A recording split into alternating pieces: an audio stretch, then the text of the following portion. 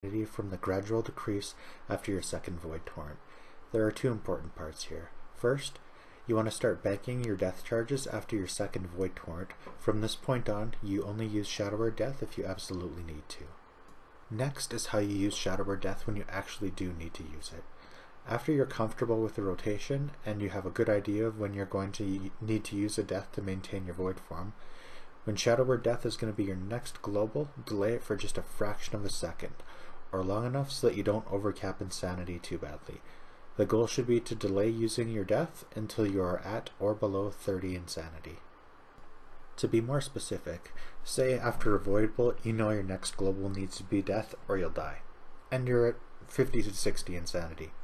Instead of firing off that death right away, hold it for just a split second and let your Insanity drain down to around 30 before you use it.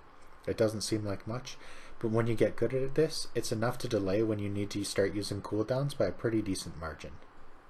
The idea is that it allows your next void bolt to fully come off cooldown so that you don't have that awkward waiting period right after your death where your Insanity is draining for a fraction of a second before you can actually void bolt again.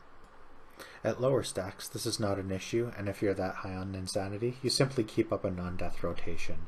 But at higher stacks, like in the 65 plus range, the drain starts to get high enough so that this is no longer possible. Remember that this also applies to your neck. The more careful you are with your Shadowware Death and neck usage, the easier and longer your void forms will last. If you have any questions or thoughts on this video, please leave your feedback in the comments section below. That concludes this guide. Thanks for watching.